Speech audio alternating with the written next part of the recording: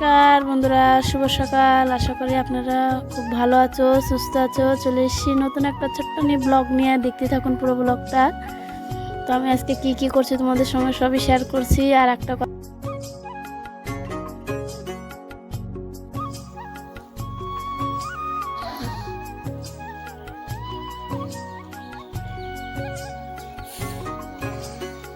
কি খাচ্ছ?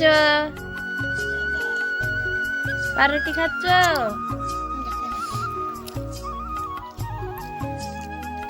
ডিম টোস্ট করে দিলে আলাদা করে নেয়, সেদিন আজকে আমি আলাদা আলাদা করে দিয়েছি।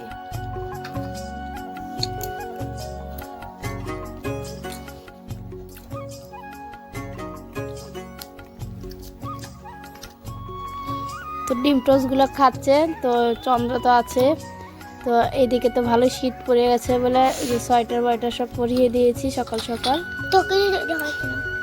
যে কাপটা রাখলাম, কাপ ছিল না বাড়িতে, কাপগুলো রেখেছি। চামচগুলো দু রকমের। আর শুভঙ্করের জন্য এই সোয়েটারটা রাখলাম, কারণ শীতকাল চলে এসছে, তো সোয়েটারটা ছিল না। তো কিরকম লাগলো বন্ধুরা বলিও তো একটু। আর আমার একটা পেটিকোট রেখেছি। তো চামচগুলো কিরকম হলো একটু বলবে, কমেন্ট করে জানাবে একটু।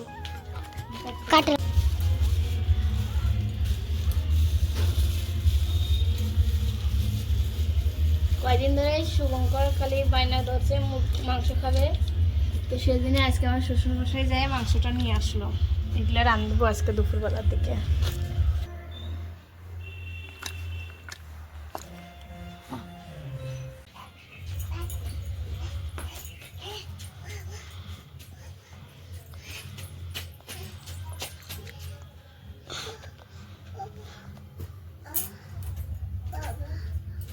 বন্ধুরা দেখো, এখন আমি পুরো ঘরটা ভালো করে গুছিয়ে নেবো।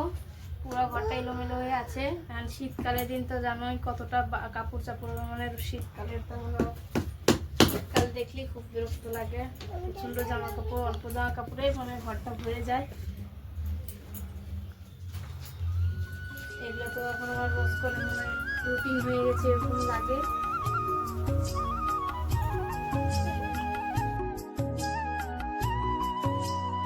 ঘরটা ভালো করে সব কিছু গুছিয়ে নিলাম, ভাজ টাজ করে রেখে দিয়েছি। তো এখন আমি বারান্দায় আসলাম, তো বারান্দার এইটুকু ঝাড় দিয়ে নিই। তো ভাবলাম যে ঘরটা ঝাড় দিই। তো দেখেন আমি পুরো বারান্দাটা গুছিয়ে নিচ্ছি। তো বারান্দা ভালো করে ঝাড় দিয়ে নিয়ে ঘরে চলে যাব। এদিকে চন্দ্রা এদিকে খেলা করছে জলটা নিয়ে। তো চন্দ্রাকে এদিকে নিয়ে আসলাম। একটু কথা শুনে না, শুধু খেলা করতে থাকে দিন রাত ভরে এরভাবেই। জল ঘাটছে, মনে ঠান্ডা লাগবে এরকম করছে, যে প্রচণ্ড ছেলে পেলে শরীরটা খারাপ হবার আগে একটু শরীরটা একটু ভালো লাগে, খুব জল ঘাটা শিখে যায়। চন্দ্রা তো আর কি বলবো, চন্দ্রা তো শুধু এখন তো আমাদের বাড়িতে এখনও তো কি বলে ট্যাঙ্কি ব্যাঙ্কি লাগানো নেই, তাই এতটা জল ঘাটে। একটু জল যেহেতু পায় বাটি মাটিতে, ওটা নিয়েই খেলা শুরু করে দেয়, খুব দুষ্ট হয়ে গেছে। তো এদিকে আমি ভালো করে সব কিছু হটিয়ে ভালো করে ঘরটা ঝাড় দিয়ে নিচ্ছি, যে প্রচণ্ড নোংরা হয়ে গেছিলো ঘরগুলো। তো এদিকে ঘরটার ঝাড়ঝাটা দিয়ে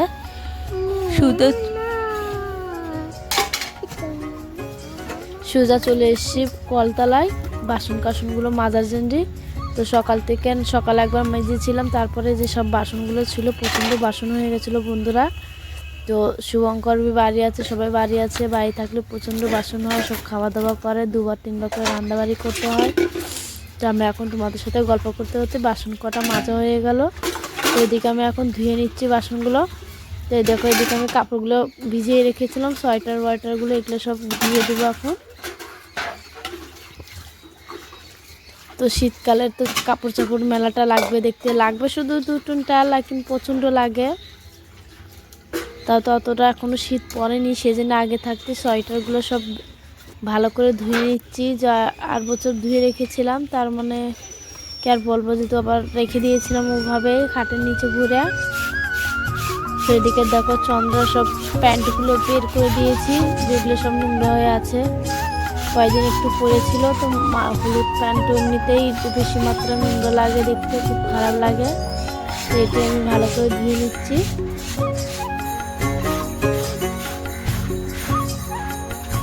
তো এদিকে কাপড় চাপড়গুলো কাঁচা হয়ে গেলে একটু চান দান করে ভাত চাপাতে হবে। এদিকে জলদি রাঁধতে হবে আজকে, কী কারণে দুপুরবেলা মাংস চিকেন রান্না হবে।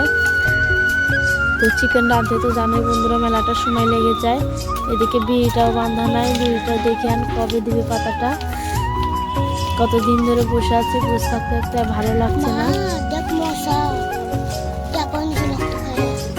তো মেলাটায় কাপড় চাপড় ভিজিয়ে নিয়েছিলাম, যে দেখলাম যে বসেই আছি, যে বসে থাকতে কমসে কম কাপড় চাপড়গুলো একটু ধুয়ে মেলে দিই, তাহলে আমারই ভালো হবে, যে পরে আর না হয়।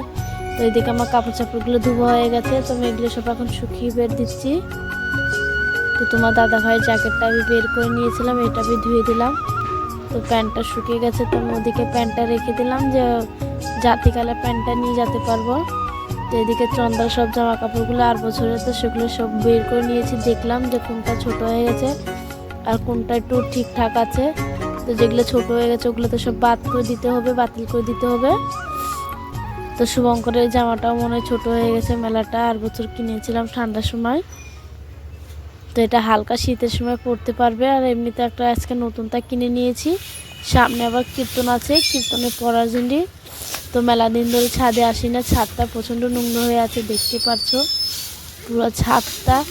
মানে কি আর বলা যায়, নিম গাছের পাতাগুলোর জন্য এত যে বিরক্ত লাগে আর কি বলবো, খুব খারাপ লাগে। দুদিন পর পরে যদি ছাদে উঠে এইভাবে দেখে আসে পাতাগুলো দিয়ে একদম ভরে আছে। তো ওটাই আমি ভালো করে ঝাড় দিয়ে নিচ্ছি।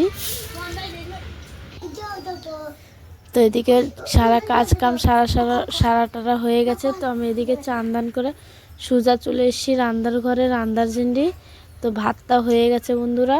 তো এদিকে এখন আমি মাংসটা ভালো করে সোমবারটা দিয়ে কষিয়ে নেবো। এদিকে আলুটা ভেজে উঠিয়ে দিয়েছি আগে থাকতে।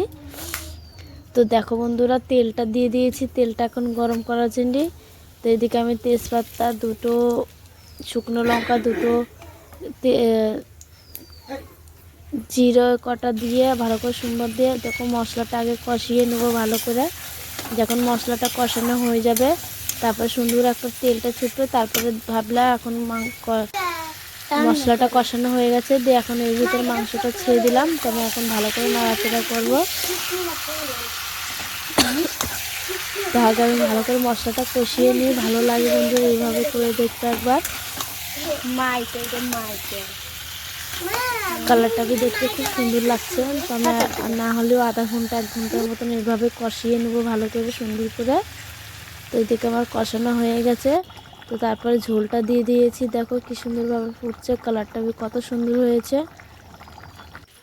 তো এইদিকে আমাদের সবারই খাওয়া দাওয়া হয়ে গেছে কমপ্লিট। খাওয়া দাওয়ার পরে একটু বললাম যে ঘরের সামনে এই জায়গাটা একটু নেপে নিই, নেপেলেই ভালো লাগে দেখতে।